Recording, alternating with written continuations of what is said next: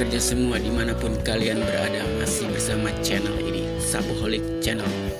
Sebelum ke video berikutnya, nggak ada salahnya apabila sahabat pekerja subscribe video ini atau channel ini hanya 5 detik. Nggak lama. 5, 4, 3, 2, 1. Terima kasih. Halo sahabat pekerja, kembali lagi bersama Saboholic Channel. Di video kali ini saya ingin menginformasikan perihal klaim jaminan hari tua sebesar 10% atau 30%. Nah, untuk klaim jaminan hari tua 100%, sahabat pekerja bisa melihat di video-video saya sebelumnya di channel ini. Nah, sekarang saatnya saya menginformasikan untuk klaim 10% atau 30%. Seperti sahabat pekerja ketahui bahwa untuk klaim jaminan hari tua itu bisa dilakukan dalam 3 kategori, yaitu klaim JHT 100%, klaim JHT 10%, dan klaim JHT 30%.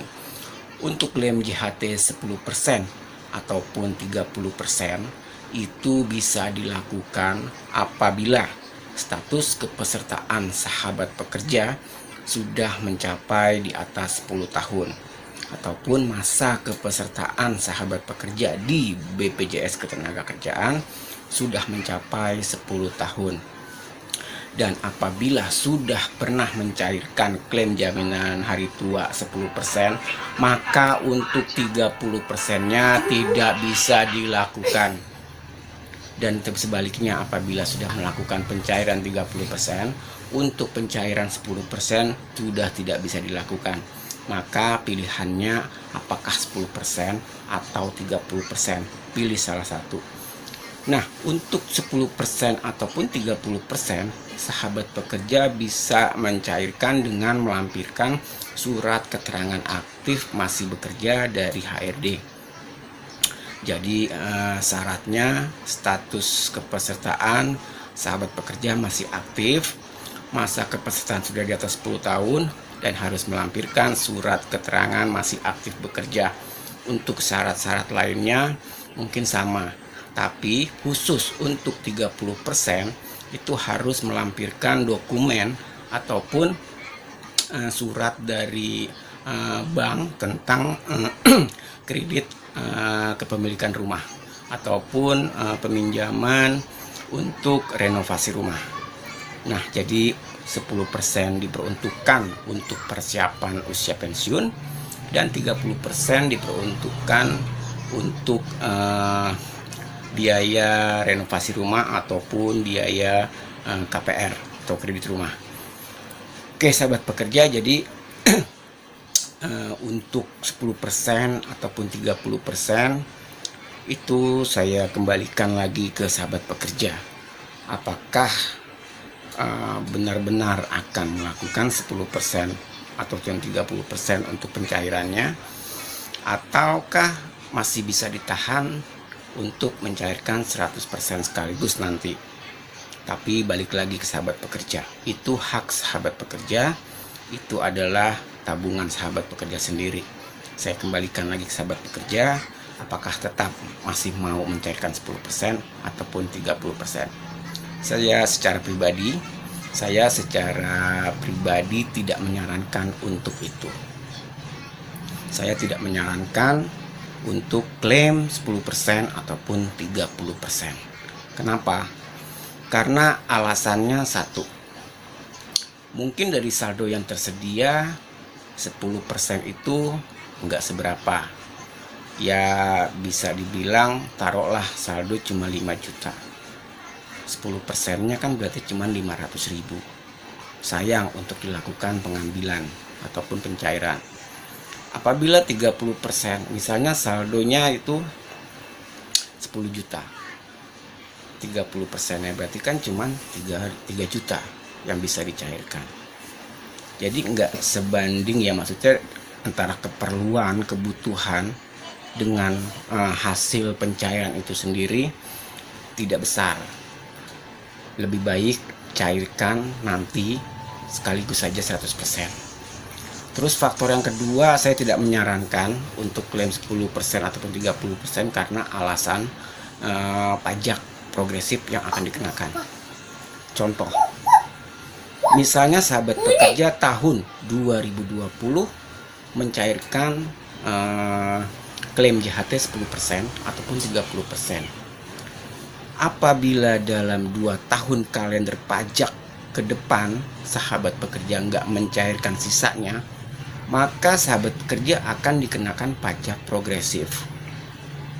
Nah, besaran pajak progresif sahabat pekerja mungkin bisa lihat ya di pencarian Google itu ataupun di undang-undang perpajakan, ketentuan perpajakan, bahwa lapisan pajak itu 0 sampai 50 juta itu 5%, 50 juta sampai dengan 250 juta itu 15%, 250 juta sampai dengan 500 juta itu 25%, dan di atas 500 juta itu 30%. Tetapi apabila sahabat pekerja dalam 2 tahun melakukan pencairan sekaligus ataupun sisanya, itu nggak masalah. Itu tidak akan dikenakan pajak progresif. Dan tetap akan dikenakan pajak untuk JHT itu sendiri, yaitu pajak atas tabungan hari tua ataupun pajak atas pensiun. Jadi 0 sampai dengan 50 juta itu 0%. Di atas 50 juta baru dikenakan 5%. Itu yang akan berlaku apabila dalam 2 tahun melakukan pencairan sisanya. Tetapi apabila dalam 3 tahun ataupun lewat dari 2 tahun kalender pajak baru dilakukan pencairan sekaligus, itu akan dikenakan pajak progresif. Yang besarannya tadi saya sebutkan 5%, 15%, 25%, dan 30%. Nah, tapi itu balik lagi ke sahabat pekerja. Saya cuma bisa menyarankan, saya cuma bisa menginformasikan, saya cuma bisa memberikan yang terbaik mungkin ya. Ya walaupun balik lagi ke sahabat pekerja, itu hak sahabat pekerja, itu tabungan sahabat pekerja, mau diambil 10%, mau diambil 30%, silahkan. Jadi pada intinya tetap dalam informasi ini, dalam video ini, saya tidak menyarankan untuk klaim 10% ataupun 30%. Lebih baik lakukan pencairan sekaligus, lebih baik lakukan pencairan 100% sekaligus di saat Anda berhenti bekerja, di saat Anda memasuki usia pensiun, ataupun di saat dipersyaratkannya untuk klaim 100%. Jaminan hari tua 100%. Itu lebih baik. Oke sahabat pekerja, mungkin demikian ya informasi yang bisa saya sampaikan. Ambil baiknya dan buang tidak baiknya, karena informasi yang saya berikan ini semoga bermanfaat, semoga dapat membantu ataupun memecahkan permasalahan ataupun kendala yang sahabat pekerja hadapi.